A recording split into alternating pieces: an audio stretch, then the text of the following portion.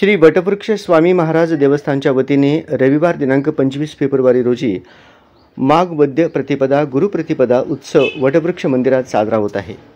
गुरुप्रतिपदेनिमित्त पहाटे 5 वाजता पुरोहित मोहन गुरुजी व मंदार महाराजांच्या हस्ते मंदिर समितीचे चेअरमन महेश इंगळे यांच्या प्रमुख उपस्थितीत श्रींची काकड आरती संपन्न होईल।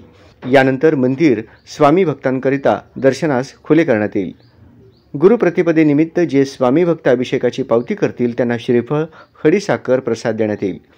त्यानंतर सकाळी 8:30 वाजता ज्योतिबा मंडपात मंदार महाराज पुजारी व ब्रह्मवृंदांच्या मंत्रोच्चारात देवस्थानचे लघु रुद्र अभिषेक होईल।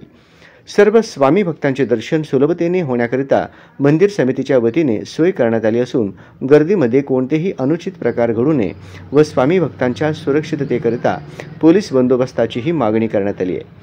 दुपारी 11:30 वाजता नैवेद्य आरती, त्यानंतर देवस्थानच्या मैंदर्गी गाणगापूर रोडवरील भक्त निवास येथे दुपारी 12 ते 3 या वेळेत देवस्थानाकडून सर्व स्वामी भक्तांना भोजन महाप्रसाद देण्यात येणार आहे।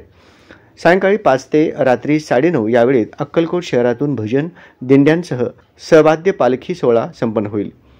हा पालखी सोहळा वटवृक्ष मंदिरातून फतेसिंह चौक, मेन रोड, कारंजा चौक, समाधी मठ, परतीचा मार्ग, बुधवार पेठ, कारंजा चौक मार्गे मौलाली गल्ली, सुभाष गल्ली, गुरु मंदिर, भारत गल्ली, स्वामी गल्ली मार्गे रात्री 9:30 वाजता पालखी सोहळा वटवृक्ष मंदिरात येईल।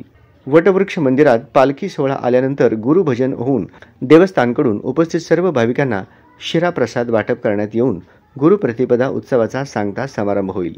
तरी सर्व भाविकांनी श्रींच्या व पालखी सोहळा दर्शनाचा, सेवेचा व भोजन महाप्रसादाचा लाभ घ्यावा असे आवाहन मंदिर विश्वस्त समितीच्या वतीने समितीचे चेअरमन व माजी नगराध्यक्ष तथा नगरसेवक महेश इंगळे यांनी केले आहे।